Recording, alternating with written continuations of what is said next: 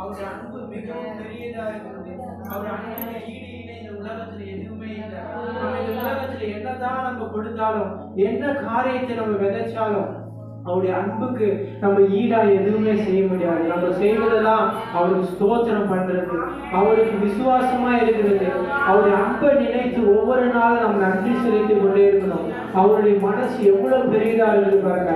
நம்மளுடைய பாவங்களை எல்லாம் மன்னித்தது, நம்முடைய அக்கிரமங்களை ஏற்றுக்கொண்டார், நம்ம துக்கங்களை ஏற்றுக்கொண்டார். அவர் சிலுவையிலே அவர் சிந்தின ரத்தத்தினாலே நம்முடைய எல்லா பாவங்களையும் கழுவினார். இந்த கண்களை மூடி, ஏசப்பா என் மேல நீங்க வைத்த அன்பிற்காக ஸ்தோத்திரம் ஆண்டவரே, அவர் நன்றி செலுத்துங்க. ஏசப்பா என்னை எவ்வளவாய் நேசிக்கிறீங்க தகப்பனே. அப்பா என்னை தெரிந்து கொண்டதுக்காக ஸ்தோத்திரம் ஆண்டவரே. அப்பா என்னை நினைத்து பார்த்தீங்களே ஏசப்பா. இந்த உலகத்துல எவ்வளவோ ஜனங்கள் இருக்கிறாங்க, எங்களை தெரிந்து கொண்டு ஏசப்பா உங்களுடைய நாமத்தை மகிமைப்படுத்த உமக்காக நீங்க எங்களை கர்த்தாவே பேர் சொல்லி அழைத்தீரே. உங்களுக்கு நன்றி தகப்பனே. ரிபா கபா ஷீகா ரபா கபா ரிபா மாரி ஷியா கபா இயேசுவின் நாமத்தினாலே இந்த இடத்துல அநேக காரியங்களை கர்த்தர் செய்ய போகிறார். அவர் நாமத்தை நீங்க உயர்த்தும் போது, அவர் நாமத்தை பிரஸ்தாபப்படுத்தும் போது, அவர் வந்து உங்களை ஆசீர்வதித்து உங்களை மகிமைப்படுத்துவார், கனப்படுத்துவார். நீங்க ஒவ்வொரு நாளும் ஏசப்பா என்னை நீங்க நினைச்சு கொண்டே இருக்கிறீங்க. நான் ஒரு நாளும் அவிசுவாசமா இருக்கக்கூடாது. என் நாவிலிருந்து புறப்படுகிற வார்த்தை ஆசீர்வாதமான வார்த்தையா இருக்கணும். என் நாவிலிருந்து எவ்வளவான சாப்பிட்டதான வார்த்தைகள் வரக்கூடாது. கெட்ட வார்த்தைகள் நாவில வரக்கூடாது. என் நாவல் மற்றவர்களுக்கு ஆசீர்வாதம் மாறணும். என் நாவிலிருந்து சொல் குறைவாக முன்னதாக நீங்க அறிந்த தேவன் என் நாவல் கரத்தில் ஒப்புக் கொடுக்கணும்னு ஜெபம் பண்ணுங்க. என் நாவல் ஒப்புக் கொடுக்கணும், என் இருதயத்தை ஒப்புக் கொடுக்கணும், என் சிந்தனை ஒப்புக் கொடுக்கணும். என் நாவல் கர்த்தருடைய வசனத்தை மாத்திரம் சொல்வதாக, என் நாவல் மற்றவர்களை ஆசீர்வதிக்கிற நாவாக மாறுவதாக. இன்றைக்கு உங்கள் நாவிலே அதிகாரத்தை வைத்திருக்கிறார். விசுவாசத்தை துரத்துகிற நாமத்தை ஏசப்பா உங்கள் நாமத்தை சொல்லும் போது அற்புதங்கள் நடப்பதாக, இன்றைக்கு விடுதலை உண்டாவதாக, எல்லா பலவீனங்கள் சோர்வுகள் நீங்குவதாக, எல்லா ரத்தங்கள் சரியாக அப்ப பலவீனப்படுத்துகிற ஆவிகள் இயேசுவின் நாமத்தினால் இன்றைக்கு அப்பா வெளியேறுவதாக ஜபிக்கிறேன். அப்பா ஜபிக்க விடாத இருக்கிற பலவீனங்கள், அப்பா முதியோர்கள் இருக்கிற பலவீனங்கள் நீங்குவதாக. என்னால முழங்கால் போட முடியலையே, என்னால ஜபிக்க முடியல, நீங்க சொல்லுகிற காரியங்களை கர்த்தர் இன்றைக்கு மாற்ற போகிறார். உலகங்களுடைய ஒரு பலன் உண்டாக போகிறது. இயேசுவின் நாமத்தினாலே அன்றைக்கு பேரும் யோகானம் சொல்லும் போது அந்த சப்பானி எழுந்து நடந்தது போல இன்றைக்கு எல்லாருடைய பலவீனங்கள் மாற போகிறது. ஒரு உன்னதமான பலன் இறங்க போகிறது. கர்த்தருடைய வார்த்தை இன்றைக்கு புறப்பட்டு வந்து பலப்படுத்தி எல்லா உலகத்தில் தீமைக்கும் விலக்கி பாதுகாக்க போவதற்காக ஸ்தோத்திரம் ஆண்டவரே. அப்பா இந்த சபையை நீங்க தெரிந்து கொண்டதற்காக நன்றி. அப்பா இங்க இருக்கிற ஜனங்களை நீங்க தெரிந்து கொண்டீங்க. அப்பா இவர்களை கொண்டு நீங்க செய்ய போகிற காரியங்களுக்காக ஸ்தோத்திரம். இவர்களை கொண்டு நீங்க பெரிய காரியங்களை செய்வீராக. எல்லா நெருக்கங்கள் மாறுவதாக, எல்லா சூழ்நிலைகளும் மாற்றுகிற இயேசப்பா நீங்க இவரோடு கூட இருக்கிறீங்க. இயேசுவின் நாமத்தினால சூழ்நிலைகளை காட்டிலும் பெரிய தகப்பன் எனக்கு உண்டு. என் மனவாக நடத்த வல்லம் உள்ளவர், அவர் முடிவு பண்ணுவது என்னை கொண்டு செல்ல வல்லம் உள்ளவர். இந்த விசுவாசத்தோடு எனக்காக இருப்பவரே இயேசையா, உங்களை நினைச்சாலே உள்ளமெல்லாம் குளிரையா. எனக்காக இருப்பவரே இயேசையா, உங்களை நினைச்சாலே உள்ளமெல்லாம் குளிரையா. ரெண்டு கரங்களை உங்க அன்புக்கு முன்னால உள்ளத்தின் ஆழத்தில் எஸ் ஜீசஸ் அந்த வானத்தை போல உங்க மனசு பேசுறா. எல்லாரும் தேங்க் யூ ஜீசஸ். சுக்கா ராபா ரூபா கபா ரூபா ரூபா மாரி ஷியா கபா இயேசுவின் நாமத்தினால ஒரு விடுதலை உண்டாவதாக, அற்புதம் நடந்ததாக நன்றி தகப்பனே. Thank you, Father. Thank you, Jesus. Hallelujah. எல்லாரும் கண்களை மூடி ஒரு விஷயம் உள்ளத்தின் ஆழத்திலிருந்து எனக்காக இருப்பவரே இயேசையா, உங்களை நினைச்சாலே உள்ளமெல்லாம் துள்ளுதையா. Thank you, Father. அப்பா உங்களுடைய பிரசனத்திற்காக நன்றி. அப்பா உங்களுடைய கர்த்தாவே ஆவியா அசைவாடி கொண்டிருந்தாங்க. நன்றி அப்பா. அவருடைய வார்த்தையை கேட்கும் போது அநேகருக்குள்ள கட்டாது அப்பா ஒரு வேகமாக புறப்பட்டு வருவதாக அநேகருக்குள்ள என்ன காலத்துடன் வந்தாங்களோ உங்களுடைய வார்த்தை கருப்புள்ள பத்திரமாக அப்பா அவருக்குள்ள புறப்பட்டு செல்வதாக இயேசுவின் நாமத்தினாலே அப்பா வசனத்தை கேட்டு விடாதபடிக்கு அப்பா சதுக்கிற பிரியர்களாக்கா ஒவ்வொருத்தருக்கும் உயர்ந்தபடியாக ஜபிக்கிறேன். அப்பா நாங்கள் இன்றைக்கு இந்த வார்த்தைகளை கேட்கும் போது அவங்களுக்கு பலனா இருப்பதாக, அவர்கள் ஆத்மாவிலே பலனை உண்டு தருவதாக, ஆவிலே ஒரு உற்சாகம் உண்டாவதாக, எல்லா சரீரத்தில் இருக்கிற மாம்ச குழுக்கள் அழிக்கப்படுவதாக இயேசுவின் நாமத்தினாலே கர்த்தர் எழுத பண்ணுவதாக. Thank you father. உங்களுடைய நாமத்தை மாத்திரம் மகிமைப்படுத்துகிறோம் இயேசுவின் நாமத்தினாலே பிதாவே. ஆமென். ஹல்லேலூயா.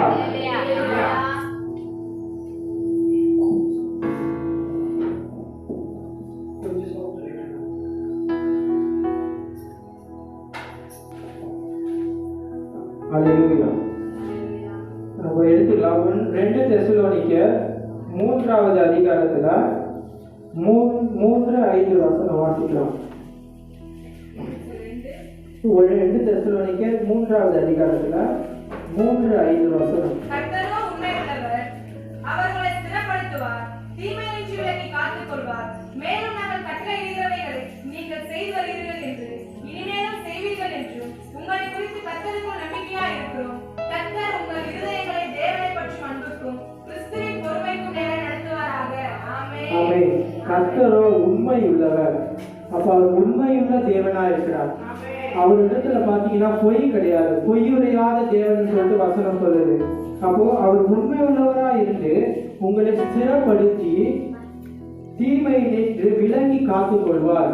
இன்றைக்கு கர்த்தர் சொல்லுகிற வார்த்தை இந்த சபைக்கு தீமை நின்று உங்களை விலக்கி காத்துக் கொள்வதற்காக இருப்பார். இந்த உலகத்துல அநேக தீமைகள் நடக்கும், அநேக காரியங்கள் வரும் நாட்கள் நடக்கும்.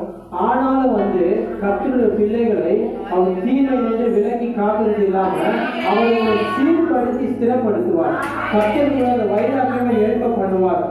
உங்களுக்குள்ள அந்த விசுவாசத்துல உறுதியா நிற்க பண்ணுவார். அப்ப இந்த உலகத்துல தீமைகள் நடக்கிற காரியத்தில் தான் நம்ம இருக்கிறோம். கடைசி காலத்துல வாழ்ந்து கொண்டிருக்கிறதுனால அநேக காரியங்கள் நடந்து கொண்டிருக்கும். ஆனா நீங்க அதை குறித்து கவலைப்பட தேவையில்லை.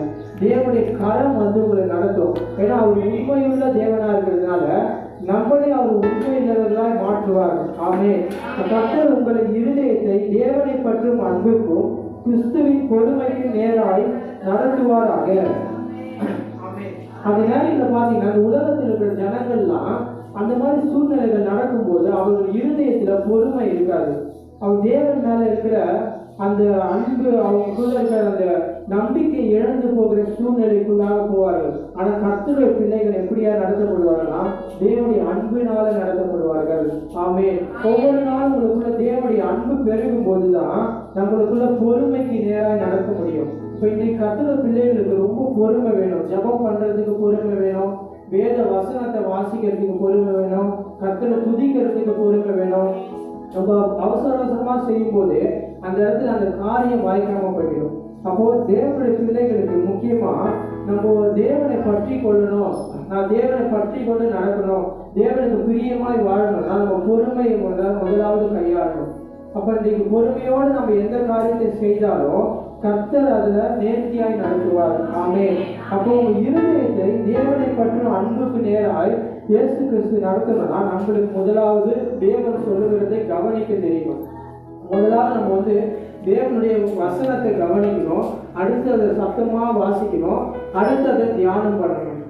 அப்படி நம்ம பண்ணும்போது தேவனுடைய வார்த்தை என்ன சொல்ல வருகிறது, அவர் என்கிட்ட என்ன பேச விரும்புகிறார் சொல்லிட்டு நம்ம புரிந்து கொள்ள முடியும். இப்போ அநேகர் அப்படி பண்ணாத என்ன பண்றாங்க, கடகடன்னு ஒரு அதிகாரத்தை வாசிச்சுட்டு ஜெபம் பண்ணிட்டு எடுத்துருக்காங்க. ஆனால் கர்த்தர் பேச வேண்டிய காரியத்தை செவி கொடுத்து கேட்காதபடி.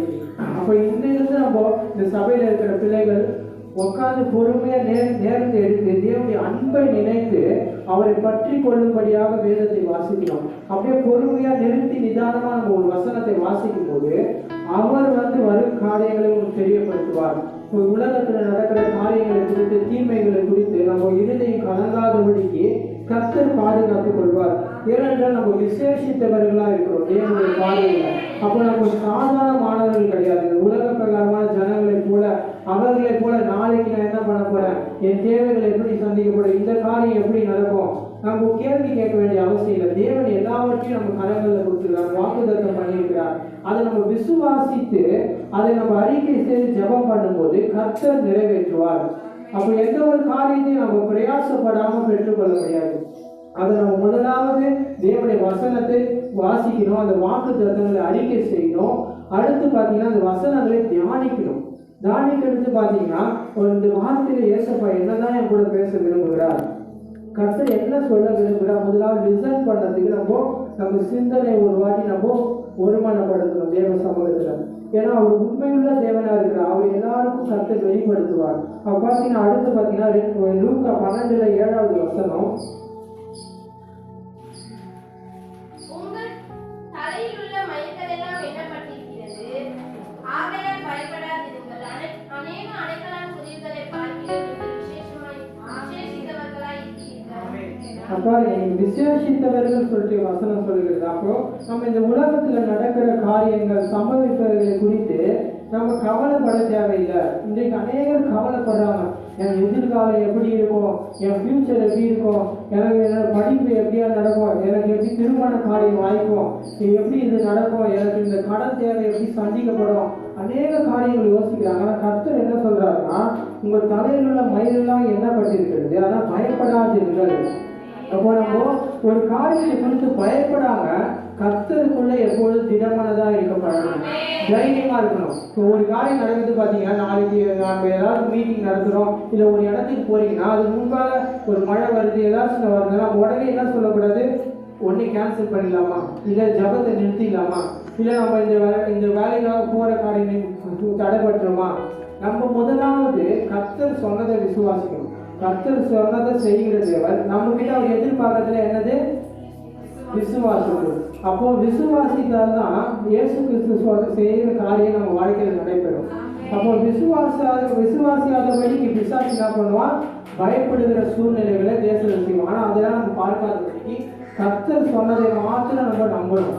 இந்த உலகத்தில் இருக்கிற மனுஷர்கள் சொல்றதையோ இல்லை உலக பிரகாரமான ஆட்கள் சொல்கிற காரியங்கள் எது நடந்தாலும் கர்த்தர் நம்மளை சம்பூர்ணமாய் நடத்துவார். ஆமே. அப்படி தீமை நின்று விலகி காத்துக் கொள்வார். அடுத்து நம்மளை எப்படியா காத்துக் கொள்வார்னா, நம்முடைய ஆவி, ஆத்துமா, சரீரம், இந்த 3 காரியத்தையும் பார்த்துக் கொள்வார். அப்போ இந்த 3த்துலயும் பிழை வந்துருச்சுன்னா பார்த்தீங்கன்னா நம்ம தேவனிடத்துல நெருங்க முடியாது. முதலாவது பார்த்தீங்கன்னா இந்த ஆவி பார்த்தீங்கன்னா உற்சாகமா இருக்கும். நம்ம ஆத்மாவில சோர்வு இருந்துச்சுன்னா நம்மளால எந்த காரியத்தையும் செய்ய முடியாது. அப்ப இந்த ஆவி ஆத்மா ஒன்று சேர்ந்து செயல்படும் போதுதான் நம்ம சரீரத்தை நம்மளால ஆளுகை செய்ய முடியும். அப்போ நம்மளுக்கு ஒரு ஆளுகையை கர்த்தர் கொடுத்திருக்கிறார். அப்ப இந்த உலகத்தில் இருக்கிற மனுஷர்களை போல இந்த உலகத்தை ஆளுகிறது அந்த மாதிரி ஆளுகை இல்லை. கர்த்தர் நம்மளை பரலோக ராஜ்யத்துக்குரிய ஆளுகையை கொடுத்திருக்கிறார். அப்ப நம்ம சரீரத்தை நம்ம முதலாவது ஆளுகை செய்யணும். அடுத்து நம்மளுக்கு ஒரு குடும்பத்தை ஒரு ஆளுகை கொடுப்பார். அப்ப அந்த ஆளுகை கொடுக்கிறாருன்னா நம்ம முதலாவது தயாராகணும். நம்ம ஆவியில நிரம்பி ஜபிக்கிறவர்களை காணப்படணும். ஆவியில் நிரம்பி தேவனை துதிக்கணும். ஆவியில் நிரம்பி நம்ம வேத வசனங்களை வாசிக்கணும். அப்போ ஆத்துமாவில ஒரு பலன் வரும். அடுத்து 2 தெசலோனிக்கேயர் 2வது அதிகாரம் 13வது வசனம். கர்த்தருக்கு பிரியமான சகோதரரே, நீங்கள் ஆவியினால் பரிசுத்தமாக்கப்படுவதினாலும் சத்தியத்தை விசுவாசிக்கிறதினாலும் ரட்சிப்படையும்படிக்கு ஆதி முதல் தேவன் உங்களை தெரிந்து கொண்டபடியினாலே நாங்கள் உங்களை குறித்து எப்பொழுதும் தேவனை ஸ்தோத்திரிக்க கடனாளிகளாய் இருக்கிறோம். ஆமென். பாருங்க, இதுல ஆவியினாலே பரிசுத்தமாக்கப்படுகிறது. அப்போ எப்படி நம்ம பரிசுத்தமாக்கப்படுவோம்? ஆவியினால் எப்படி பரிசுத்தம்? ஆவியினால் பரிசுத்தமாக்கப்படுங்க. அதை எப்படி பண்ணுவீங்க? அதுதான் உங்களுக்கு கேட்கிறேன். இப்போ பாத்தீங்கன்னா ஒரு சில பேர் நான் சுத்தமாகணும்னு சொல்லிட்டு தண்ணியில முக்கிட்டு வருவாங்க. இல்ல நீங்க ஆவியில எப்படி பரிசுத்தமாக்கப்படுவீங்க சொல்லுங்க. ஆவியினாலே பரிசுத்தமாக்கப்படுகிறதுனாலும் சத்தியத்தை விசுவாசிக்கிறதுனாலும் ரட்சிப்படையும்படிக்கு முதலாவது ஆவியில நம்ம பரிசுத்தமாக்கப்படுவோம். அப்போ எப்பேற்பட்ட ஆவியில நம்ம நடத்தப்படுகிறோம் சொல்லிட்டு முதலாவது நிதானிக்கும். ஒவ்வொருத்தருத்துல ஆவியான ஒரு சில விதத்துல அசைவாடு, ஒரு சில விதத்துல இந்த உலக ஆவிகள் கூட அவங்களுக்குள்ள கிரியை செய்யும். அது நீங்க ஆவியானவர் நடத்துதலோடு நீங்க உங்க ஆவியில நிரம்பி ஜபிக்கிறவங்களா காணப்படும் போது கர்த்தர் நடத்துவார். அப்படி இருக்கும்போது இவர்களிடத்துல என்ன ஆவி அதுதான் ஆவிகளை பகுத்தறிகிறோம். அப்ப ஆவியினாலே நடத்தப்படும் போது நீங்க பரிசுத்தமாக்கப்படுவீங்க. அடுத்து என்ன பண்ணணும்னா சத்தியத்தை அறிக்கை செய்யுது, சத்தியத்தை விசுவாசிக்கணும். அப்போ முதலாவது நம்ம வேத வசனத்தை, சத்திய வேதாகமத்தை நம்ம வாசிக்கும் போது இந்த விசுவாசத்தோடு வாசிக்கணும். இதெல்லாம் நம்மளுக்கு எங்க நடக்க போகுது, ஆனா வாசிப்பாங்க. பாஸ்டர் சொல்லுவாரு, இந்த வாக்குத்தத்தை உனக்கு தான்ப்பா நிறைவேறும் சொல்லு. நிறைய பார்க்கலாம் பாஸ்டர் சொல்லிட்டு போயிடுவாங்க. அப்போ அவங்களுக்குள்ள அந்த விசுவாசம் இல்லை. எனக்கு தான் இந்த வாக்கு தத்துவம், எனக்கு தான் கர்த்தர் பேசுறார், இது எனக்கு உரிய வார்த்தை சொல்லிட்டு நம்ம விசுவாசிக்காததுனால என்ன ஆகுதுன்னா நம்மளுக்கு அது நிறைவேறதுக்கு தாமதம் ஆகிறது. அப்போ முதலாவது விசுவாசம் நம் கேள்வியினால் வரும், கேள்வி தேவனுடைய வார்த்தையினால் வரும். அப்போ எவ்வளவுக்கு எவ்வளவு நம்ம வார்த்தையை பிடிச்சு கொள்ளணும், நம்மளுடைய வார்த்தையை பிடித்து கொண்டு நம்ம ஓடும்போது நம்மளை இந்த உலகத்தில் இருக்கிற காரியங்கள் எதுவுமே நம்ம டிஸ்டர்ப் பண்ண முடியாது. அப்பாதி இதுல பரிசுத்த ஆவியினாலே பரிசுத்தமாக்கப்படுகிறதுனாலும் சத்தியத்தை விசுவாசிக்கிறதாலும் என்ன வருதுன்னா ரட்சிப்படையும். இப்போ நான் போன மாதம் ரட்சிக்கப்பட்டேன், இல்லை போன வருஷம் ரட்சிக்கப்பட்டேன், அந்த ரட்சிப்பு இப்போ வரைக்கும் இருக்குதா ஒரு சில பேர் கேட்கணும். ஒவ்வொரு நாளும் நம்ம ரட்சிக்கப்படணும், ரட்சிப்பை புதுப்பித்து கொண்டே இருக்கணும். நீங்க பார்த்தீங்கன்னா இந்த கடைசி காலத்தில் அநேக ரட்சிப்பை விட்டு விலகி போகிற காலங்கள், ஊழியக்காரங்களே விசுவாசிகளே. அப்போ அப்படி இருக்கும்போது ஒவ்வொரு நாளும் அந்த ரட்சிப்பை காத்துக்கொள்ள என்ன பண்ணோம், ஆவியினாலே நம்ம பரிசுத்தமாக்கப்படுறோம். ரெண்டாவது சத்தியத்தை விசுவாசிக்கிறதுனாலே அந்த ரட்சிப்பை புதுப்பித்துக் கொண்டே இருக்கணும். முடிவு பரியந்தம் நிலை நிற்பவனே ரட்சிக்கப்படுவான் இயேசு சொல்றார். எதற்காக அந்த வார்த்தை சொன்னார்? முடிவு பரியந்தம்னா இந்த உலகத்தின் முடிவு பரியந்தம், உங்களுடைய ஆயுசு முடிவு வரைக்கும். இப்போ நம்மளுக்கு ஒரு ஆயுசு கர்த்தர் கொடுத்துருப்போம், 80 வருஷம் இருக்கும் இந்த உலகத்துல. இல்லை பலத்தினா 80 பேர் 90 இருக்கும், அவ்வளவுதான். அது வரைக்கும் நீங்க அந்த விசுவாசத்தை காத்துக்கொள்ளணும். முடிவு பரியந்தம் அந்த ரட்சிப்பு இருக்கணும். கடைசியில ஒரு சில பேர் என்ன பண்ணுவாங்கன்னா இயேசு விட்டு விலகி போயிட்டு, நான் அந்த காலத்துல பாட்டெல்லாம் பாடினேன், ஜபம் பண்ண, ஊழியம் செஞ்சேன், ஆனா இன்னைக்கு அந்த விசுவாசம் இல்லை. இப்போ என்ன ஆகுது, கடைசியில் அந்த ரட்சிப்பை இழந்து போயிடறாங்க. அப்போ கடைசி வரைக்கும் நம்ம தேவனோடு சஞ்சரிக்கணும், தேவனுக்கு பிரியமாய் நடக்கணும், அவருடைய வழிகள் இருக்கணும்னா நம்ம அவருடைய சத்தியத்தை அதிகமாக விசுவாசிக்கணும். ஆவியை நிரம்பி நம்ம ஜபிக்கிறவர்களாய், வேதத்தை வாசிக்கிறவர்களாய், ஆவியான உதவியோடு நம்ம ஜபம் பண்ணுகிறவர்களா இருக்கணும். அப்படி பண்ணும்போது நம்ம ரட்சிப்பை காத்துக்கொள்ள முடியும். அடுத்து பார்த்தீங்கன்னா நம்மளை தேவன் அதற்காக தெரிந்து கொண்டார். எதற்காக தேவன் நம்மளை தெரிந்து கொண்டாருன்னா தேவனுடைய நாமத்தை மகிமைப்படுத்த, அவருக்காக நம்ம பரிசுத்த ஜனமாய் நம்ம இருக்க நம்மளை தெரிந்து கொண்டார்.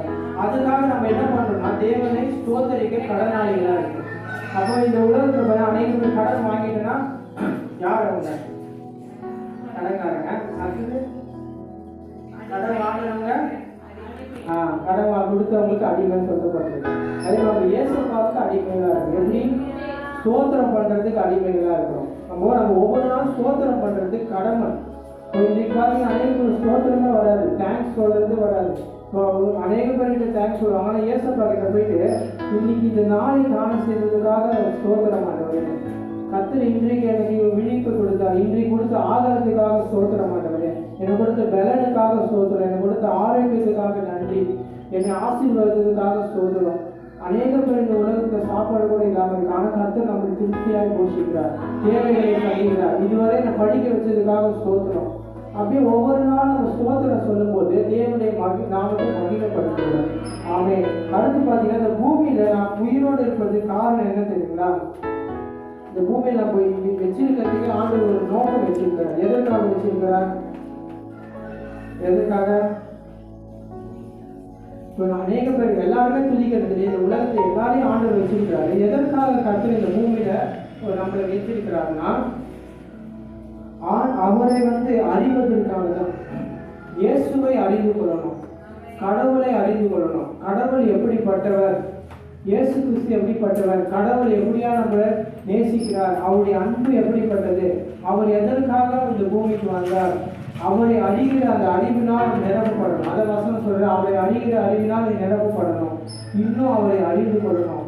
அதுக்கு தான் அந்த பூமியில் வச்சுன்னா நான் ஃபுல்லாக படித்து முடிச்சிட்டேன் பைபிளை சொல்லிட்டு அநேகர் சொல்லிட்டு எனக்கு எல்லாம் தெரியும் சொல்ல முடியுமா? யாரோ ஒருத்தர் அப்படி சொன்னாங்கன்னா அவங்க இன்னும் தேவனை அறிந்து கொள்ளதான் இருக்கும்.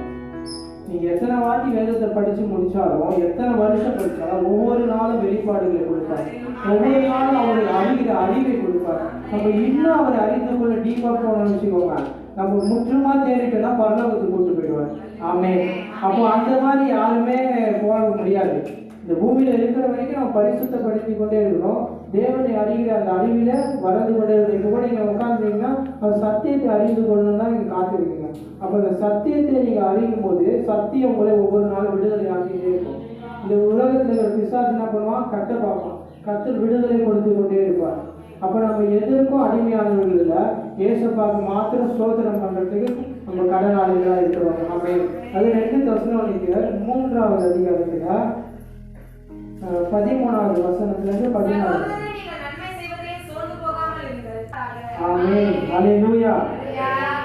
அப்போ இதுல பாத்தீங்கன்னா சோர்ந்து போகக்கூடாது நினைப்பாங்க. நான் இவங்களுக்கு நன்மை தான் செஞ்சேன், இவங்க எனக்கு தீமை செய்யறாங்க, அப்ப இவங்க எவ்வளவு உதவி செய்யறாங்க நினைச்சு பாருங்க, இனி நானும் வந்து உதவி செய்ய போறதில்லை.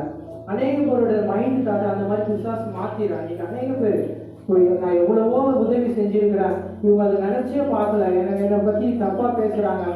யார் என்ன சொன்னாலும் கர்த்தர் உங்களை அறிவிக்கிறார். நீங்க செய்கிற காரியங்களை செய்து கொண்டே இருக்கணும். கர்த்தர் அது கேட்ட பலனை கொடுக்கிறார். அப்ப இந்த உலகத்துல ஜனங்களுக்கு நன்றி அறிதல் இல்லாத ஜனங்கள் இருப்பாங்க. கடைசி காலத்துல இன்னும் அதிகமா தான் ஆகும். அப்படி இருக்கும்போது நீங்க நன்மை செய்கிறதுல சோர்ந்து போயிடக்கூடாது. அப்போ நன்மை செய்கிறதுனால தேவனை நம்ம கனப்படுத்துகிறோம். தேவன் நம்மளுக்கு ஒரு அது தேவனுக்கு நம்ம கடன் கொடுக்கிற மாதிரி. அப்போ நன்மை செய்கிறதுல சோர்ந்து போகாமல் இருந்தால், அதனால பார்த்தீங்கன்னா யாரும் உங்களுக்கு அதை குறித்து நன்றி இல்லாமல் இருந்தாலும் நீங்க செய்கிற காரியத்தை செய்து கொண்டே இருக்கணும். அடுத்து பார்த்தீங்கன்னா மேலும் இந்த நிருபத்தில் சொல்லிய எங்கள் வசனத்துக்கு ஒரு கீழ்ப்படியாமல் போனால் வெட்டப்படாதபடிக்கு அவர்களே பரவாயில்லை. அதே மாதிரி பார்த்தீங்கன்னா நீங்க ஒருத்தர்கிட்ட கர்த்தருடைய வசனத்தை சொல்றீங்க, அவங்க ஏற்றுக்கொள்ளல, அவங்க வந்து ஆண்டவரை விசுவாசிக்கலைன்னா நீங்க அவங்களோட அதிகமாக ஐக்கியம் வச்சுக்கணும்னு அவசியம் கிடையாது. உங்க ஐக்கியம் எங்க இருக்கணும்னா உண்மையானவர்களோடு இருக்கணும். அடுத்து எப்படி இருக்கணும்?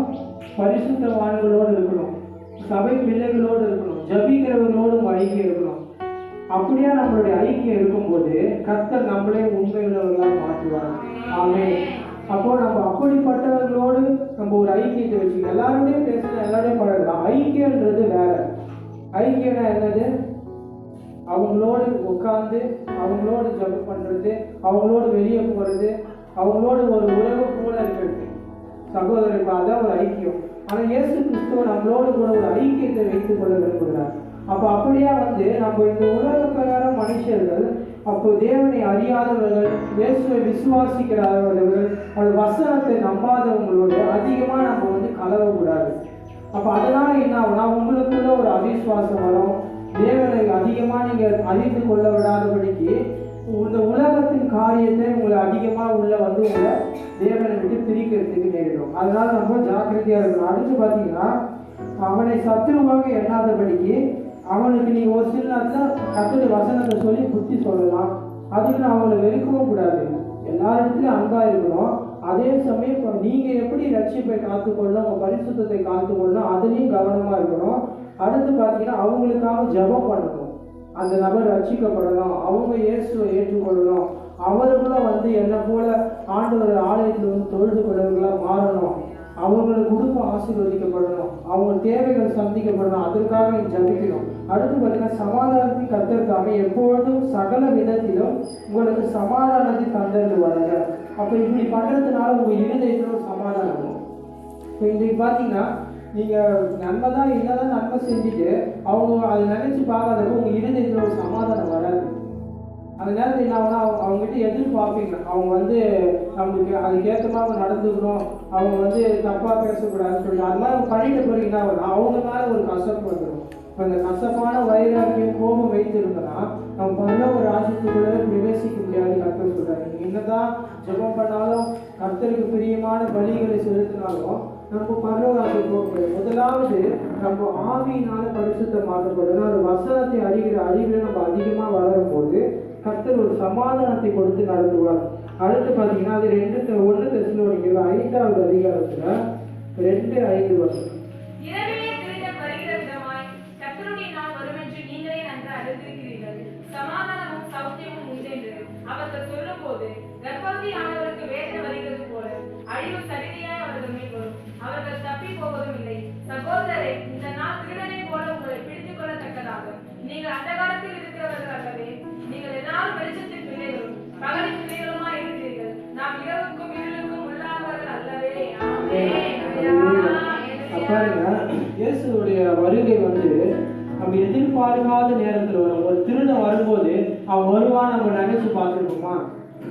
திடீர்னு வந்துடுவான். அப்போ அப்படியே இயேசு கிறிஸ்து கூட நீங்க எப்போ நினைச்சு பாக்குறீங்க, நான் நல்லா இப்ப ஜெபம் பண்றேன், நல்லா பைபிள் வாசிக்கிறேன், கர்த்தரை தேடுறேன், இப்போ வந்துடுவாரு நீங்க நினைச்சிருப்பீங்க. ஆனா நீங்க கடைசி வரைக்கும் அதே மாதிரி இருப்பீங்களா? கடைசி வரைக்கும் தேவனை இன்னும் அதிகமா தேடுவீங்களா? ஏசப்பா பத்தி மட்டும் எப்படியாவது ஏசப்பா பரிசுத்தமா நீங்க வாழ்வீங்க. அப்படியே நீங்க கடைசி வரைக்கும் அது காத்து கொள்ளும் போது எப்போ வந்தாலும் நம்ம தயாரா இருக்க முடியும். அப்ப அவர் எப்போ வருவாருன்னு தெரியாததுனால நம்ம எப்பொழுதும் விழிப்பா இருந்து கர்த்தரை தேடுகிறவர்களாய் காணப்படணும். வேதத்தை அதிகமா வாசிக்கணும். அதிகமாய் கர்த்தருடைய வசனத்தின்படி நடக்கிறதுக்கு நம்ம ஒப்பு கொடுக்கணும். அடுத்து பாத்தீங்கன்னா, இந்த அழிவு சடிதியாய் அவர்கள் தப்பி போகவில்லை. அவர்கள் உலக பிரகாரமான ஜனங்கள் வசனத்தை கேட்காதபடிக்கு செவிகளை அடைத்து கொண்டவங்க, ரட்சிப்பை குறித்து அந்த கவலை இல்லாமல் இருக்கிறவங்களுக்கு இப்படியா அந்த அழிவுக்கு கர்த்தர் ஒப்பு கொடுத்துருவார். அவர் அதற்கு நேரம் கொண்டு போய்வார். அடுத்து பார்த்தா, நீங்கள் எல்லாரும் வெளிச்சத்தின் பிள்ளைகளும் பகலின் பிள்ளைகளுமா இருக்கிறீர்கள். அப்போ நம்ம எல்லாம் வெளிச்சத்தின் பிள்ளைகள். நம்ம ஒரு இடத்துல போறோம்னா அந்த இடத்துல ஒரு சமாதானம் உண்டாகும். நம்ம அந்த ஒரு இடத்துல போறோம்னா அந்த இடத்துல நம்ம வெளிச்சத்தை கர்த்தர் பிரகாசிக்கிறார். அப்போ நீங்க பாத்தீங்கன்னா உலக பிரகாரம் மேக்கப் போட்டு அப்படியே பிரகாசமா இருக்கிறது இல்லை. நீங்க ஜபிக்கும் போதே உங்க முகத்துல தெரியும். கர்த்தர் அங்க கொண்டு போகும்போது நீங்க ஜபிக்கிறவங்க நீங்க சொல்ல தேவையில்லை, அங்க இருக்கிறவங்களே உங்களை ஜபம் பண்ண சொல்லுவாங்க. அப்போ இப்படியா நம்ம வெளிச்சத்தின் பிள்ளைகளாய் காணப்படும் போது அங்க இருக்கிற இருளை நம்ம துரத்துவோம். அப்ப நம்ம தான் இந்த உலகத்துல இருக்கிற இருளை துரத்துவோம். இப்போ இந்த உலகத்துல அநேக இருளை பிசாசு கொண்டு வந்து என்ன பண்ணா, அநேக பிசாசு பாவம் செய்து அவங்க இருளிலேயே வைத்து அவங்களை அப்படியா மரணத்துக்கு நேரம் கொண்டு போகணும். ஆனா நம்ம என்ன பண்ணோம், அவங்களை இருள்ல இருந்து கொண்டு வரணும். அப்ப இருளில் இருக்கிறவங்களே வெளிச்சத்தை கொண்டு வரதான் இயேசு கிறிஸ்து வந்தார். அதே தான் இயேசு கிறிஸ்துவ பிள்ளைகளும் வெளிச்சத்தை கொண்டு போய் அங்கே அடிக்கும் போது அந்த இடத்துல இருள் விலகி போகும். இப்போ நம்ம கூட ஒரு இருளில் நடந்து போகிறோம். நம்ம இருட்டிலே நம்மளால நடந்து கடைசி வரைக்கும் போக முடியுமா? ஒரு வெளிச்சம் இருந்தால் தான் நம்ம நடக்க முடியும். அந்த வெளிச்சத்தை தான் இயேசு கிறிஸ்து நம்ம இருதயங்களை கொடுத்துருக்கிறார். அந்த வெளிச்சத்தின் பிள்ளைகளாக நம்ம நடக்கும்போது அப்போ அநேகருக்குள்ள இருக்கிற இருளான காரியங்கள் அநேகருக்குள்ள வெளியேறும்படியா நம்மளை கொண்டு கர்த்தர் செய்வார். ஆமென்.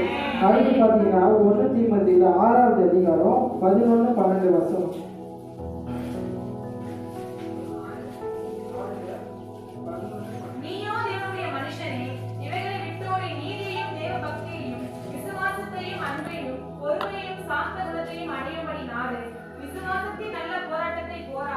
நித்திய ஜீவனை பற்றிக்கொள், அதற்காகவே நீ அழைக்கப்பட்டாய். அநேக சாட்சிகளுக்கு முன்பாக நல்ல அறிக்கை பணியோடுமாய் இருக்கிறாய்.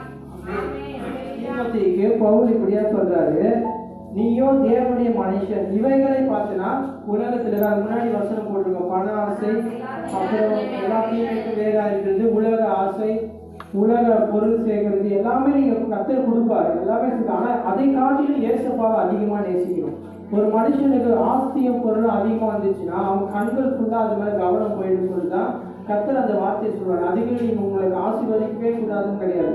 உங்களை கர்த்தர் ஆசீர்வதிக்க விரும்புகிறார். ஆனா உங்க நோக்கம் எல்லாம் ஏசப்பா மேல இருக்கும். உங்க கண்கள் கர்த்தரையே நோக்கி இருப்பதாக. அப்ப அப்படி இருக்கும்போது இந்த உலகத்தில் இருக்கிற பணமோ பொருளோ அதை நீங்க பெருசா எண்ண மாட்டீங்க. கர்த்தர் அதை காட்டிலும் பெரியவர். அவர் ஐஸ்வர்ய சம்பனர் போட்டு அப்ப நம்ம இதெல்லாம் இதை விட்டு ஓடி தேவனுடைய நீதியை தேடணும், பக்தியா இருக்கணும், விசுவாசத்தையும் அன்பையும் பொறுமையும் சாந்த குணத்தையும் அடையும்படி நாடணும். அப்ப இந்த பண ஆசை இந்த காரியெல்லாம் உள்ள வந்துச்சுன்னா அவங்களுக்குள்ள அந்த அன்பு இருக்காது, கோபம் அதிகமா வரும். அதே சமயம் பார்த்தீங்கன்னா சாந்த குணத்தை இழந்து போயிடுவாங்க. இப்ப அனைவரும் அதுக்காக எவ்வளவோ உலகத்தாங்க மெடிடேஷன் பண்றாங்க. ஆனா அவங்களால ஒரு சில காரியத்தை ஏசப்பா தான் செய்ய முடியும். அவங்களால உலக பிரகாரம் முயற்சியில செய்ய முடியாது. அவர் சொல்ற வசனத்தின்படி நம்ம நடக்கும்போது விசுவாசத்தையும் அன்பையும் பொறுமையையும் சாந்த குணத்தையும் அடையும்படி நாடு. அப்ப இவைகளை நம்ம அடையறதுக்கு நாடணுமா? இந்த உலகத்துல மனுஷங்க என்ன பண்ணுவாங்க, எதையோ அடையறதுக்கு இதை நான் எப்படியாவது அடைஞ்சு ஆகணும், இதை வாங்கியே ஆகணும், இந்த காரியத்தை நான் பெற்றுக்கொண்டே தீரணும்னு சொல்லிட்டு எவ்வளவா பிரயாசப்படுவாங்க, கடன் வாங்குவாங்க, இந்த காரியத்தை அவங்களாம் செய்வாங்க. அதெல்லாம் இயேசு பார்த்து சித்தமாகவே கேட்க மாட்டாங்க. நம்ம எந்த காரியத்தை செய்யறதுக்கு முன்னாடி நான் கடன் வாங்கிறது ஏசப்பா அவங்க சித்தமாக கேட்கணும்.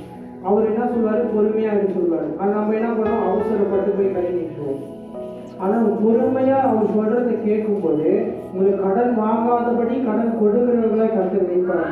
கடனை பார்த்தீங்கன்னா நம்ம நீதியில நடக்கிறதுக்கு பிரயாசப்படணும். நம்ம நீதிமான்கள், அப்ப நீதிமான்களா இருக்கும்போது நம்மளும் நீதியையும் இந்த தேவ பக்தியையும் விசுவாசத்தையும் அன்பையும் பொறுமையும் சாந்த குணத்தையும் நமக்கு ஒவ்வொரு நாளும் அதை நம்ம பிரதிபலிக்கிறோமா யோசிச்சு பார்க்கணும். அப்போ அநேகருக்குள்ள இந்த சாந்த குணம் இல்லாம போயிடும். எரிச்சல் ஆவி வந்துடும் அவங்களுக்குள்ள. அந்த எரிச்சல், மூர்க்க குணம், இதெல்லாம் என்ன ஆகும்னா தேவனுடைய அன்பை விட்டு பிரிச்சிடும் நம்மள. அப்போ இவைகளுக்கு நம்ம இடம் கொடுக்காதபடி இவைகளை விட்டோடி தேவனுக்கு நேராக நடத்தப்படுறதுக்கு நம்ம ஒப்பு கொடுக்கணும். அடுத்து பார்த்தா விசுவாசத்தின் நல்ல போராட்டம். அப்போ நம்மளுக்கு ஒரு போராட்டம் இருக்கு. அந்த போராட்டம் வந்து பார்த்தீங்கன்னா அந்த உலக பிரகாரம் மனுஷர்களை போல அங்கே இங்கே அலைஞ்சிட்டு அந்த மாதிரி போராட்டம் இல்லை. அந்த போராட்டம் இன்னைக்கு இருக்கும், நாளைக்கு அதை கருத்து மாற்றிடுவாங்க. எல்லாவற்றையும் நேர்த்தியாக நடத்துவார். அப்போ நம்ம அதை குறித்து கவலைப்படுத்தவே ஒரே போராட்டமாக இருக்கு, ஒரே பிரச்சனையா இருக்குன்னு சொல்லி கலங்க தேவையில்லை. கர்த்தர் உங்களோடு கூட இருக்கிறதுனால அவர் நித்திய ஜீவனை பற்றி கொள்றதுக்கு நம்ம நடத்துவார். அப்போ இந்த போராட்டம்லாம் ஒண்ணுமே கிடையாது. அப்போ நம்ம பரலோக ராஜ்யத்துக்குள்ள போக போகிறோம். இந்த உலகத்தில் இருக்கிற பிரச்சனைகள், போராட்டங்கள், பலவீனங்கள் இதை குறித்து நம்ம சோர்ந்து போகாதபடி தொடர்ந்து அதற்காக பிரயாசப்படணும். அடுத்து பார்த்தீங்கன்னா 1 தெசலோனிக்கேயர் 5வது அதிகாரம் 15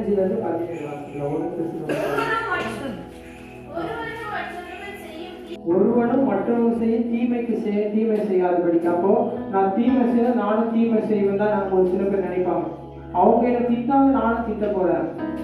இப்போ இன்னைக்கு அநேகருக்குள்ள அது மாம்சத்துல வந்துடும். ஆனா அதை நீங்க சரி பண்ணணும்னா நீங்க தேவனுடைய கர்த்தருடைய நடத்துதலுக்கு ஒப்பு கொடுக்கும் போது, ஆவியானவருடைய நடத்துதலுக்கு, அவருடைய வார்த்தைக்கு நம்ம கீழ்ப்படிந்து ஒப்பு கொடுக்கும் போது கர்த்தர் அப்படியா வந்து அவர் தீமைக்கு தீமை செய்யாதபடிக்கு நம்ம எப்பொழுதும் நன்மை செய்யறதுக்கு அவர் உதவி செய்வார். அதுக்கு பார்த்தீங்கன்னா நம்ம எப்பொழுதும் கர்த்தருக்குள்ள சந்தோஷமா இருக்கணும். என்ன நடந்தாலும் சந்தோஷமா இருக்கணும். யார் இந்த உலகத்தில் மனுஷங்க கைவிட்டாலும் சந்தோஷமா இருக்கணும். நம்மளுக்கு இன்னைக்கு தேவையில்லை ஆனாலும் சந்தோஷமா இருக்கணும். நீ கர்த்தருக்குள்ள சந்தோஷமா இருக்குதுன்னா பிசாசு வெட்கப்பட்டு போவான். ஆமென். நீ கவலையா இருந்தீங்கன்னா பிசாசு சந்தோஷப்படுவான். நீ கர்த்தருக்குள்ள எப்பொழுதும் சந்தோஷமா இருக்கணும். அடுத்து இடைவிடாம ஜெபம் பண்ணணும்னா எப்பொழுதும் ஒரு ஜெப சிந்தனையோடு இருக்கணும். நம்ம எப்பொழுதும் ஜபிக்கிறவங்களா கர்த்தரோடு நம்ம மனசுக்குள்ள ஜெபம் பண்ணிட்டே இருக்கணும். இதை பார்க்கும்போது வசனத்தை சொல்லிக்கொண்டே இருக்கிறது. அப்போ இடைவிடாம அதை கேப்பே இல்லாம ஒரு இடத்துல நீங்க வேலை செய்தா கூட, ஒரு காலேஜுக்கு போவீங்க, இல்லை ஒரு கடைக்கு போகும்போதும் மனசுக்குள்ள ஒரு ஜப சிந்தியோடு கர்த்தருடைய வசனத்தை சொல்லிக்கிட்டு அறிக்கை பண்ணிட்டு, சங்கீதம் 91, சங்கீதம் 121, சங்கீதம் 119, அது மாதிரி அநேக வசனங்கள் இருக்கு. அப்ப அந்த வசனத்தை நீங்க சொல்ல என்ன ஆகும்னா உங்களுக்குள்ள அந்த ஜப சிந்தனை கொண்டு வருவார். இப்போ நீங்க ரோட்ல போயிட்டே இருப்பீங்க, ஏதாவது காரியத்துக்காக ஏசப்பா ஜபிக்க சொல்லுவாரு, டக்குன்னு அப்படியே மனசுல ஜபிக்கணும். அங்க போய் முழங்கால் போட்டு ஜபிக்கணும் அப்படிலாம் இல்லை. மனசுல அந்த காரியத்தை ஆசீர்வதிங்க, அதுக்காக உங்களுக்கு ஒரு சுகத்தை கொடுத்தா, விடுதலை கொடுத்தா, அப்படியே ஜபிச்சுட்டே போயிடலாம். அடுத்து பார்த்தீங்கன்னா எல்லாவற்றுக்கும் ஸ்தோத்திரம் சொல்லணுமா. என்ன காரியம் நடந்தாலும் ஸ்தோத்திரம் செய்யணும். அப்படி செய்வது கிறிஸ்து இயேசுவுக்குள் உங்களை குறித்த தேவன் சித்தமா இருக்கிறது. அவருடைய சித்தமா இருக்கிறது. ஸ்தோத்திரம் பண்றது அவருக்கு பிரியமா இருக்குது. அப்ப அவருடைய சித்தத்தை நம்ம செய்யும் போதுதான் நம்முடைய வாழ்க்கையில் அவருடைய சித்தம் நிறைவேறும். ஆமென். அல்லேலூயா. அது அடுத்து பார்த்தீங்கன்னா அதே 1 தெசலோனிக்கேயர் 5:23, 24 வசனம். சமாதானத்தின் தேவன் தாமே உங்களை முற்றிலும் பரிசுத்தமாக்குவாராக. உங்கள் ஆவி, ஆத்துமா, சரீரம் முழுவதும் நம்முடைய கர்த்தராகிய இயேசு கிறிஸ்து வரும்போது குற்றமற்றதாக இருக்கும்படி காக்கப்படுவதாக. உங்களை அழைக்கிறவர் உண்மை உள்ளவர், அவர் அப்படியே செய்வார். ஆமென். அல்லேலூயா. அல்லேலூயா. அப்போ சமாதானத்தின் தேவன் நம்ம முற்றிலுமாய் பரிசுத்தமாக, கொஞ்சம் அவனை பரிசுத்தமாக, கொஞ்சம் கழுவுங்க, கொஞ்சம் கழுவ மாட்டேன், அப்படிலாம் இல்லை. ஒரு முற்றிலுமாய் நீங்கள் பரிசுத்தமாக்கப்படும்போது தேவனுடைய வருகையில் அவர் வரும்போது, அதான் சொன்ன ஆவி, ஆத்துமா, சரீரம் இந்த முழுவதும் தேவ சமூகத்தில் நிற்கணும், குற்றமற்றதாய் காணப்படணும். அப்ப அந்த குற்றமற்றதாய் காணப்படும் போது அப்படியே வந்து அவர் வர வரைக்கும் இந்த உலகத்துல நம்ம பாதுகாத்து கொள்ளணும். அப்போ நம்ம எவ்வளவு ஜாக்கிரதையா இருக்கணும் பாருங்க. இந்த உலக பிரகாரம் மனுஷங்களை போல ஏதோ ஒன்று சாப்பிடுறது அப்படியே இருக்கக்கூடாது. நம்ம சரீரத்தை குறித்து ஜாக்கிரதையா இருக்கணும். என்ன காரியத்தை சாப்பிடணும், என்ன செய்யணும், அதே மாதிரி பார்த்தீங்கன்னா இப்போ ஆத்மாவுக்கு என்ன பலன் கொடுக்கணும், ஆத்மாவுக்கு ஆகாரம் கொடுக்கணும். ஆத்மாவுக்கு தினமும் ஆகாரம் கொடுத்தா ஆத்மா பலனா இருக்கும். அந்த ஆத்மாவுக்கு ஆகாரம் எப்படி கொடுப்பீங்க? எத்தனை வாட்டி கொடுப்பீங்க? அதே மாதிரி இந்த ஆத்மாவுக்கு ஒரு நாள் நீங்க வேதத்தை வாசிக்கலனாலும் ஆத்மாவில ஒரு சோர்வை பிசாசு கொண்டு வந்துருவோம். இப்போ அந்த ஆத்மா பலனா இருந்தாதான் தேவ சமூகத்துல போய் நம்ம நிற்க முடியும். ஆமென். அப்போ நம்ம ஆவில உற்சாகத்தோடு ஜெபம் பண்ணும்போது ஆத்மா பலன் அடையும். அடுத்து பார்த்தீங்கன்னா உங்களை அழைக்கிறவர் உண்மையுள்ளவர். அப்போ அவர் உண்மையுள்ளவரா இருக்கிறார், நம்மளே உண்மையுள்ளவர்களாக மாற்றுவார். ஆமென். அல்லேலூயா. அப்போ உண்மையுள்ளவர்களோடு நம்ம ஐக்கியம் வைத்துக் கொள்ளணும். அடுத்து பார்த்தீங்கன்னா ரட்சிக்கப்பட்ட பிள்ளைகளோட ஒரு ஐக்கியம் இருக்கணும். அடுத்து பார்த்தீங்கன்னா தேவனோடு எப்பொழுது நடக்கிறவர்களாக காணப்பட நம்ம எப்பொழுது ஸ்தோத்திரம் பண்ணி கொண்டே இருக்கணும். அடுத்து பார்த்தீங்கன்னா அழைக்கிற உண்மையுள்ளவர் அவர் அப்படியே செய்வார். எப்படியானா உங்க ஆவி ஆத்மா சரீரத்தை குற்றமற்றதாக பரிசுத்தமாக காத்து கொள்றதுக்கு அவர் உதவி செய்வார். ஆமென். அப்போ அதுக்கு நம்ம என்ன பண்ணணும்னா சங்கீதம் 1:2 வசனம் நம்ம கர்த்தருடைய வேதத்தில் பிரியமா இருந்து ஆமென். அப்போ இப்படியா நம்ம இருக்கணும். கர்த்தருடைய வேதத்துல பிரியமா இருந்து வேதத்தை வாசிக்கணும். இன்னைக்கு பைபிள் வாசிக்கணுமா சொல்லிட்டு கூடும்போது பைபிள் வாசிக்கணுமா சொல்றாரு இருக்கக்கூடாது. வேதத்தை வாசிக்கும் போது ஒரு சந்தோஷத்தோடு வேதத்தை வாசிக்கணும். அப்போ வேதத்தை வாசிக்கும் போது நம்ம அப்படி வாசிக்கும் போது நம்மளுக்கு எப்படி அதனால ஒரு பிரியம் வரும். பிரியமா நம்ம வேதத்தை வாசிக்கணும். வாசிச்சா அவங்க என்ன கர்த்தர் என்னை ஆசீர்வதிக்க மாட்டார், அதற்காக கிடையாது. கர்த்தர் இன்றைக்கு அப்படி என்ன பேச போகிறார், அப்போ கர்த்தர் இந்த வசனத்தின் மூலமா என்னோடு கூட பேசுவார். அப்போ இரவும் பகலும் அது வேதத்துக்கு பிரியமா இருக்கிற மனுஷன் பாக்கியவான். அப்போ இரவு பகலனா நைட்ல படுக்கைக்கு போகும்போது கர்த்தர் இன்னைக்கு காலையில கூட என்ன பேசுறாரு ஞாபகப்படுத்தணும். அப்புறம் காலையில அப்புறம் பகல்ல வரும்போது கர்த்தர் இப்ப என்ன பேச போகிறார், அப்போ இந்த நாள் முழுக்க கர்த்தர் என்ன பேசினார், அப்படியே நம்ம பண்ணும்போது நம்ம பாக்கியவானா இருக்கும். இந்த ஆவி ஆத்மா சரீரத்தை நம்மளால பாதுகாத்து கொள்ள முடியும். ஆமென். அடுத்து மல்கியா 2:15 கடைசி அதிகாரம் 15. அவர் ஒருவனை அல்லவா படைத்தார், ஆவி அவரிடத்தில் பரிபூரணமாய் இருந்தது. பின்ன ஏன் ஒருவனை படைத்தார்? தேவபக்தி உள்ளவன் சந்ததியை பெறும்படிதானே. ஆகையால் ஒருவனும் தன் இளவயதின் மனைவிக்கு துரோகம் பண்ணாதபடிக்கு உங்கள் ஆவியை குறித்து எச்சரிக்கையாய் இருங்கள். ஆமென். அப்போ ஆவியை குறித்து எச்சரிக்கையா இருக்கணும். இப்போ அந்த ஆவிதான் ஆத்மாவை ஆவி அப்படிதான் பார்த்தீங்கன்னா நம்ம தேவனுடைய சித்தத்தை செய்ய முடியும். அப்போ ஆவி அவரிடத்தில் பரிபூர்ணமாய் இருந்தது. அப்போ இயேசு கிறிஸ்துவை குறித்து தீர்க்கதரிசனமா சொல்லப்பட்ட வார்த்தை. அப்போ அவர் இயேசுப்பா கிட்ட அவர் இயேசு கிறிஸ்து இந்த பூமியில ஊழியம் செய்யும் போது ஆவியானவரோட உதவியோடு தான் ஊழியங்களை செய்தார், அற்புதங்களை நடத்தினார், அவரோட பரிபூர்ணமா இருந்துச்சான். அப்படி இருக்கும்போது பார்த்தீங்கன்னா தேவ பக்தியுள்ள சந்ததியை பெரும்படித்தானே. அப்போ நம்ம ஜென்ரேஷன் நம்மளோட ஜென்ரேஷன் கர்த்தரை சேவிக்கிற சந்ததியா இருக்கணும். பிள்ளைகளுக்கு வசனத்தை சொல்லிக் கொடுக்கணும், பிள்ளைகளுக்கு பைபிள் படிக்க சொல்லிக் கொடுக்கணும். அவங்களுக்கு உலக பிரகாரமான கட்டுக்கதைகளை சொல்லாதபடிக்கு வேதத்தில் இருக்கிற இயேசுப்பா சொன்ன வார்த்தைகள், அவருடைய உவமைகள், அதில் இருக்கிற ஸ்டோரிகள், பைபிள் ஸ்டோரிகள் அதை சொல்லி நம்ம வளர்க்கும் போது பிள்ளைகள் வளரும் போது தேவ பக்தியோடு வளருவார்கள். அப்போ தான் எச்சரிக்கையா இருக்கிறது. அப்போ நம்ம இப்படியே நடக்கும் போது உலக ஆவி உள்ள வராது. இப்போ சொன்னல இந்த உலகத்திலேயே அநேக ஆவிகள் இருக்கு. பரிசுத்த ஆவியே இருக்கிறாரு, இந்த உலகத்திலேயே அநேக அசுத்த ஆவிகளும் இருக்கு. அப்போ அந்த ஆவிகள் உள்ள வரும்போது ஒரு மனுஷனுக்கு எடுத்துரும். இப்போ இந்த உலகத்தில் இருக்கிற அநேகர் பற்றி எதனால ஒரு குடிக்கு அடிமையாக வராங்க, இப்போ எதனால ஒரு பாவத்துக்கு அடிமையாக இருக்கிறாங்கன்னா அந்த உலக ஆவிகள் உள்ள வரும்போது அவனை கெடுத்துரும். அவனை கெடுத்து இந்த பாவம் செய்ய வைத்து அந்த அடிமைப்படுத்த அந்த ஆவியை துரத்தும்படியா பரிசுத்த ஆவி உள்ள வரும்போது அவர்கள் பலன் அடைந்து அவர் கர்த்தருக்கு சாட்சியா இருப்பாங்க. ஆமென். அடுத்து பார்த்தீங்கன்னா சங்கீதம் 119:11 வாசித்து ஜெபிக்கலாம். நான் உமக்கு விரோதமாய் பாவம் செய்யாதபடிக்கு உமது வாக்கை இதில் எதை வைத்து வைத்தேன். ஆமென். இதுல எப்படியா சொல்ற பாத்தீங்கன்னா இந்த சங்கீதம் 119 பாத்தீங்கன்னா 8 பிரிச்சிருப்பாங்க. மொத்தம் எத்தனை வசனம் இருக்கு சங்கீதம் 119ல? 176.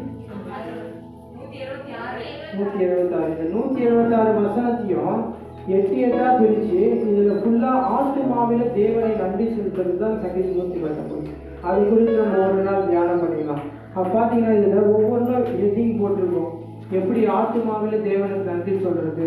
அடுத்த இந்த சொல்றாரு, நான் பாவம் உமக்கு விரோதமாய் பாவம் செய்யாதபடிக்கு உமது வாக்கை இருதயத்தில் வைத்து வைத்தேன். ஆமென். இப்போ வாக்கை பார்த்தீங்கன்னா அவருடைய வசனத்தை நீங்க இருதயத்துல வைத்து வைக்கும் போது நீங்க பாவம் செய்ய விடாது அந்த வசனம். இப்போ நீங்க நினைப்பீங்க, நானே என்னை ஒருத்தர் கெடுக்கணும் பார்க்கலாம், ஆனால் அது செய்ய விடாதபடிக்கு எனக்குள்ள ஒரு காரியம் தடுக்குது.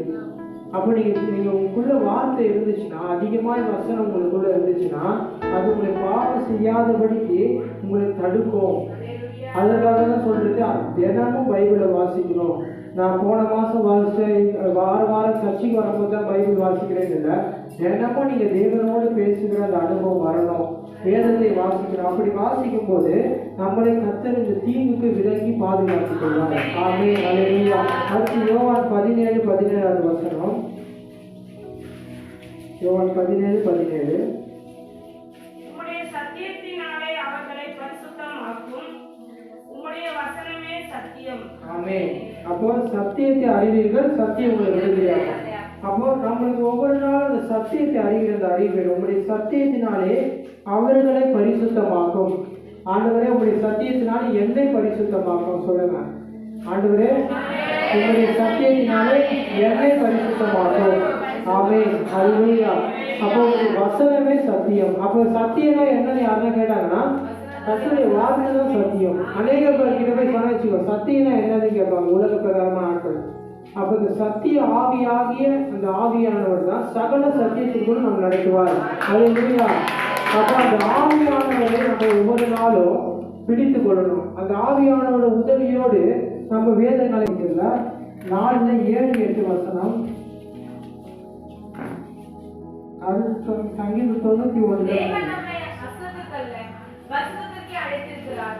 ஆகியால் அசட்டை பண்ணுகிறவன் மனுஷரே அல்ல, தமது பரிசுத்த ஆவியை நமக்கு தந்தருள தேவனை அசட்டை பண்ணுகிறார். ஆமென். அப்பா அசட்டை பண்ணா நீங்க கவலைப்படாதீங்க. இவங்ககிட்ட போய் நம்ம எவ்வளவோ சொல்றோம், அவங்க நம்ம வசனத்தை கேட்காத அசட்டை பண்றாங்களே, உடனே நீங்க அதை பற்றி கவலைப்படுத்துற சொல்றது உங்க வேலை. அதுக்கப்புறம் கர்த்தர் கிரியை செய்வார். அப்போ தேவன் நம்ம எதற்காக அழைத்திருக்கிறார்னா பரிசுத்தத்திற்கு தான் அழைத்திருக்கிறார். இப்போ நீங்க யோசிக்கலாம், எதற்காக இயேசு கிறிஸ்து அழைத்தார், எதற்காக எனக்கு தெரிந்து கொண்டார் சொல்லிட்டு.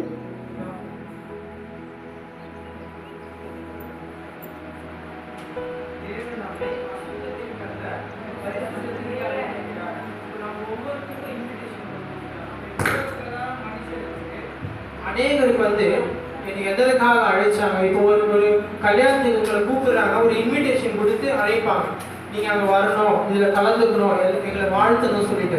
ஆனா இயேசு கிறிஸ்து நம்ம ஒவ்வொருத்தருக்கும் ஒரு இன்விடேஷன் கொடுத்திருக்கிறார், பரிசுத்தமாய் வாழ்றதுக்கு நம்மளை அழைத்திருக்கிறார். ஆமென். எத்தனை பேர் வர்றதுக்கு தயாரா இருக்கிறாங்கன்னா, நானும் வர முடியாது. ஒரு சில பேர் சொல்லுவேன், ஏன்னா இது கடினமான காரியம். இயேசுப்பா சொல்ற மாதிரி வாழணும்னா ரொம்ப கஷ்டம். இந்த உலகத்தோடு ஒட்டி தான் என்னால் வாழ முடியும் சொல்லுவாங்க. அப்போ தேவன் நம்மளை அழைத்த அந்த நோக்கத்தை அறிந்து கொள்ளணும். என்னை ஆசீர்வதிக்க அழைத்தார் ஒரு சில பேர் சொல்லுவாங்க. ஒரு சில பேர் என்ன சொல்லுவாங்க, அவர் நாம் மகிமைப்படுத்துக்க அழைத்து சொல்லுவாங்க. எப்படி இருந்தாலும் நம்மளை பரிசுத்தமாக இருந்தால் தான் பரலோகம் போக முடியும். ஆமென். பரிசுத்தம் இல்லாமல் ஒருவனும் தேவனை தரிசிப்பதில்லையே. அப்போ நம்ம பரிசுத்தமாக வாழணும்னா அந்த ஆவி, ஆத்மா, சரீரம் இந்த மூன்றும் குற்றமற்றதாய் காக்கப்படணும். அப்போ ஒவ்வொரு நாளும் நம்ம காத்துக்கொள்றதுக்கு தயார்படுத்தணும், ஆயத்தமாகணும். ஏன்னா பார்த்தீங்கன்னா இனி ஒரு நாட்கள் இந்த மூன்றுத்திலே கரெக்ஷன் பிசாசு பண்ணிட்டே இருப்பான். இந்த ஆத்மாவில ஏதாவது ஒரு காரியத்தை பாவத்தை கொண்டு வந்து தேவனை விட்டு பிரிக்க பார்ப்பான். அடுத்து பார்த்தீங்கன்னா ஆகையால் அசட்டை பண்ணுகிற மனுஷர் இல்லை, தமது பரிசுத்த ஆவியை நமக்கு தந்தருளின தேவனையே அசட்டை பண்ணுகிறான். அப்போ நீங்க நினைக்கலாம், நம்ம எவ்வளவோ சொல்றோம், இவங்க ஆண்டவருக்கு ஏற்றுக்கொள்ள மாட்டாங்க, நம்ம இவங்களுக்காக ஜபிக்கிறாங்க, இவங்க அதை செவி கொடுத்தே கேட்க மாட்டாங்கன்னு நீங்க நினைக்காதீங்க. அவங்க உங்களை அசட்டை பண்ணுகிற தேவனை அசட்டை பண்ணுகிறார்கள். அப்போ நம்மளுக்கு தந்தருளின பரிசுத்த ஆவியை அசட்டை பண்ணனால கர்த்தர் அவர்களை விட்டுருவாரு. யாரெல்லாம் கர்த்தருக்குள்ள வயலாக்கள் பாருங்க, கர்த்தரை தெரிந்து கொள்ள, இன்னும் அவரை அறியணும், இன்னும் அவருடைய சித்தத்தை செய்யணும், அவருக்கு பிரியமா வாழணும் விரும்புகிறாங்களோ அவர்களை கர்த்தர் நடத்துவார். ஆமென். அப்ப நம்ம சோர்ந்து போகாமல் நம்ம செய்கிற காரியங்கள் இயேசுவை குறித்து சொல்லிட்டே இருக்கணும், இயேசுவை ஸ்தோத்திரம் பண்ணிக்கொண்டே இருக்கணும், இயேசு நாமத்தை மகிமைப்படுத்தணும், மற்றவங்களுக்காக ஜெபம் பண்ணணும், சோர்ந்து போகாமல் நன்மை செய்து கொண்டே இருக்கணும். ஆமென். அடுத்து லூக்கா 21 17-19 வசனம்.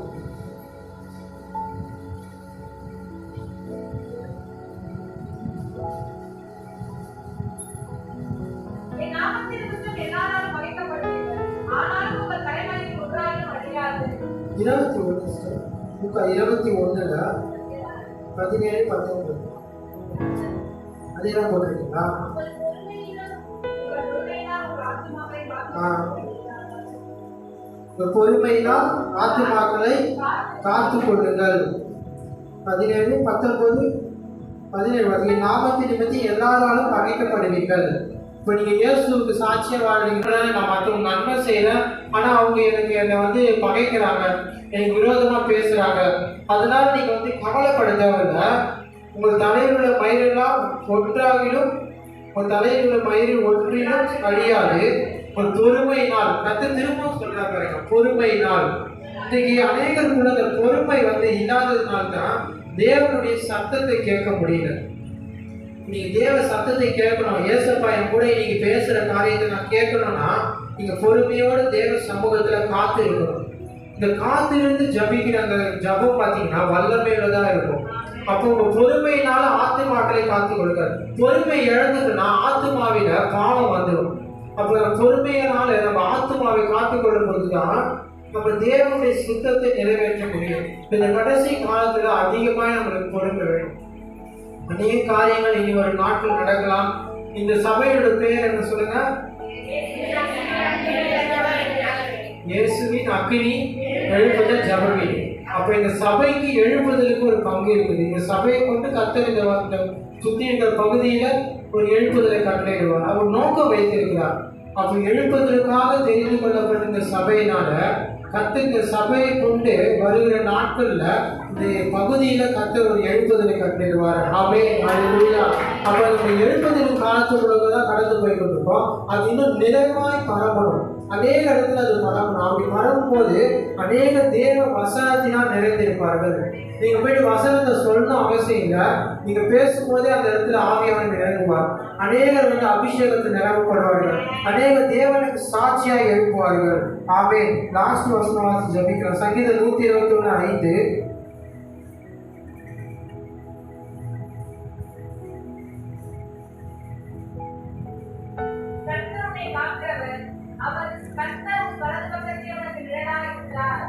ஆமென்.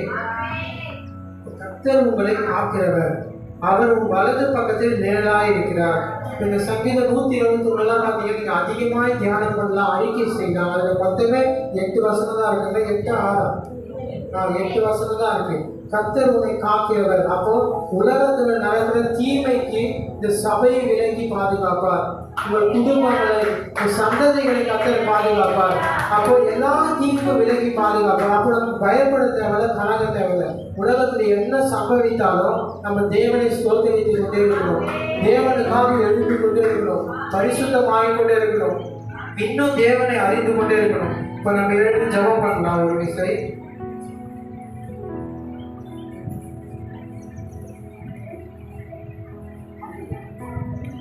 கட்டளை கூடி எல்லாரும் கட்டளை கூடி. நன்றி தகப்பனே. இயேசப்பா, நீ எங்களோடு பேசின வார்த்தைகளுக்காக நன்றி தகப்பனே.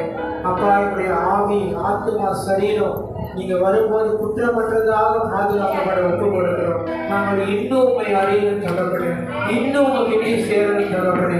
அப்பா, இன்னும் தேவ சித்தத்தை அறியணும் இயேசப்பா. அப்பா, எங்களை ஒரு விசை நடத்துவீராக தகப்பனே. எல்லாரும் கண்களை மூடி. இயேசப்பா, என் ஆவி, ஆத்மா, சரீரம் குற்றமற்றதாக காக்கப்படணும். எல்லா தீமைக்கு விலக்கி பாதுகாக்கப்படணும். உலகம் எனக்குள்ள வரக்கூடாது. நான் உலகத்தான் அல்ல, நான் தேவனுடைய பிள்ளை. நான் விசேஷிக்கிற தேவனுடைய பார்வையில அவருக்காக நான் எழுத போகிறேன். அவருடைய நாமத்தை நான் மகிமைப்படுத்த போகிறேன். அப்போ நாங்கள் ஆராதனைகளை செலுத்துகிற தகப்பனே, நன்றி தகப்பனே. வாழ்க்கை நீங்க என்ன முடிவு எடுத்திருக்கீங்களோ அதற்கு என்னை கீழ்படியை ஒப்பு கொடுக்கிற தகப்பனே. அப்போ உங்களுக்கு நாங்கள் ஆராதனை செலுத்துகிற தகப்பனே. நீர் முடிவெடுத்தார் அதை யார்தான் மாற்ற முடியும்? நீ முடிவெடுத்தால் அதை யார்தான் மாற்ற முடியும்? எனக்கென முன்குறித்த எதையுமே, எனக்கென முன்குறித்த எப்படியும் நிறைவேற்றி முடித்திடுவீர். நீர் எப்படியும் நிறைவேற்றி முடித்திடுவீர். உமக்கே ஆராதனை. இரண்டு கரங்களை உயர்த்தி என் உயிருள்ள நாளெல்லாம் உமக்கே ஆராதனை. என் உயிருள்ள நாளெல்லாம் அனைத்தையும் செய்து முடிக்கும் ஆற்றலுள்ளவரே, நீ நினைத்தது ஒரு நாள் தடைபடாதையா? அனைத்தையும் செய்து முடிக்கும் ஆற்றல் உள்ளவரே, நீ நினைத்தது ஒரு நாள் தடைபடாதையா? நான் எம்மாத்திரம் ஒரு பொருட்டாய் என்று வளர்க்கிறேன். நான் எம்மாத்திரம் சமூகத்தில் பொருட்டாய் என்று வளர்க்கிறேன். காலை ஒரு கண்ணோக்கி பார்க்கிறேன். காலை ஒரு கண்ணோக்கி பார்க்கிறேன். நிமிடந்தோறும் விசாரித்து மகிழ்கிறேன்.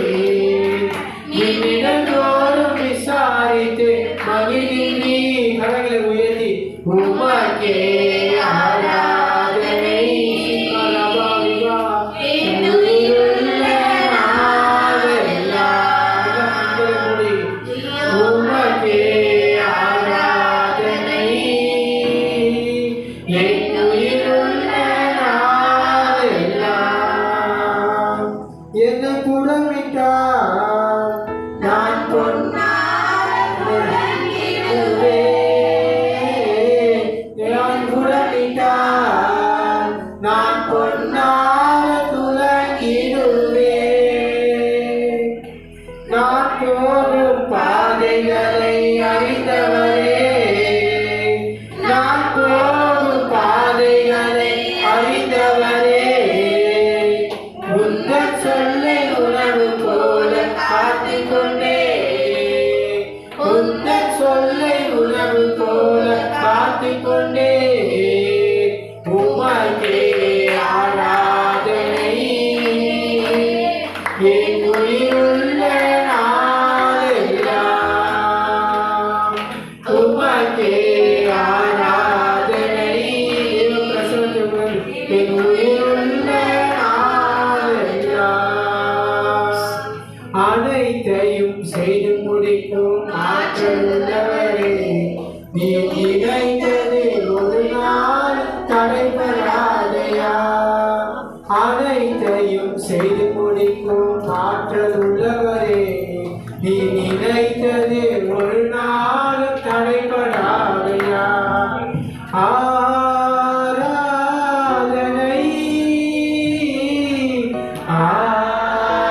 ஆராதனை ஆராதனை. சத்தத்தை உயர்த்தி ஆராதனை. என் நண்பர் இயேசுவுக்கே, என் ஆத்ம நேசருக்கே ஆராதனை. ஆராதனை. உள்ளத்தின் ஆழத்திலிருந்து ஆராதனை.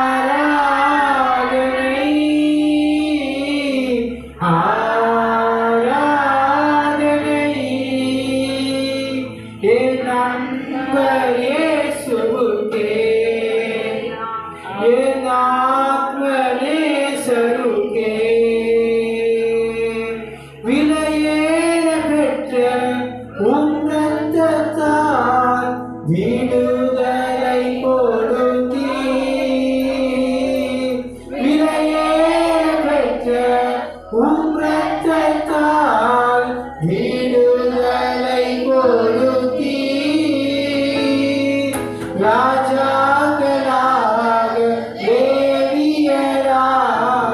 உமக்கென தெரிந்து கொண்டீர்.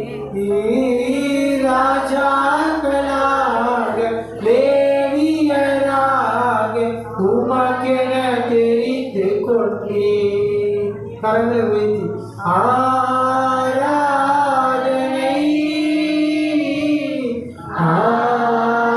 ஆராதனை ஆராதனை ஆராதனை என் நண்பர் இயேசுவுக்கே என் ஆத்ம நேசருக்கே உம் வல்ல செயல்கள் மிகவும் பெரிய அதிசயமன்றோ. உம் வல்ல செயல்கள் மிகவும் பெரிய அதிசயமன்றோ. உம் தூய வழிகள் நேர்மையான சத்திய தீபமன்றோ. உம் தூய வழிகள் நேர்மையான சத்திய தீபமன்றோ. ஆராதனை கரங்களை உயர்த்தி Thank you Jesus. Hallelujah. ஒரு மகிமை இறங்குவதாக. சிக்கா ரபா ஹபா ரிபா மணி சியா ஹபா இயேசுவின் நாமத்தினால் ஒரு மகிமை நேரம் இறங்குவதாக. எல்லாரையும் கண்டு நிலைப்பதாக. பரிசுத்த ஆவியினால் நிரப்பப்படுவதாக. இந்த இயேசுவுக்கே என் ஆத்ம நேசருக்கே என் நண்பர் இயேசுவுக்கே என் ஆத்ம நேசருக்கே. எல்லாரும் வலது கரங்களை சிரசு மேல வைத்து இயேசுப்பா என்னை நிரப்பும் ஆண்டவரே என் நிரப்பும் கரங்களை வைத்து ஜெபம் பண்ணுங்க. ஸ்தோத்திரம் ஆண்டவரே. இன்றைக்கு அப்பா சிரசின் மேல ஒரு மகிமை இறங்குவதாக, ஒரு அனாயிட்டிங் இறங்குவதாக, இயேசுவின் நாமத்தில் ஒரு வல்லமை இறங்குவதாக. அப்பா சிந்தனையில ஒரு பரிசுத்தம் உண்டாவதாக. சிக்கா ரபா ரிபா கபா அவருக்குள்ள கண்டாவே நாவை நிரப்புவீராக. அப்பா துணியினாலே நிரப்புவீராக. உடைய அபிஷேகத்தினால் நிரப்புவீராக. அப்பா வல்லமையாக மாற்றுவீராக. காலத்தை மேற்கொள்கிற வல்லமை இறங்குவதாக. ரிபா கபா சிக்கா ரபா அப்பா ஒரு சில கர்த்தாவே அப்பா இன்னைக்கு ஒரு அபிஷேகம் இறங்குவதாக. ஒரு அக்கினியை போடுவீராக. ஒரு அனாயிட்டிங் இறங்குவதாக. இயேசுவின் நாமத்தினாலே ஒரு அக்கினி இறங்குவதாக. இன்றைக்கு பலப்படுத்துவீராக, சிறப்படுத்துவீராக. கர்த்தாவே உமக்கு நேராக நடத்த நாங்கள் ஒப்பு கொடுக்கிறோம். அப்பா அநேகரை தொட்டதுக்காக சொல்கிறோம். ஒரு நாமத்தை மகிழப்படுத்துகிறோம். இயேசு கிறிஸ்துவின் நாமத்தினால பிதாவே ஆமென்.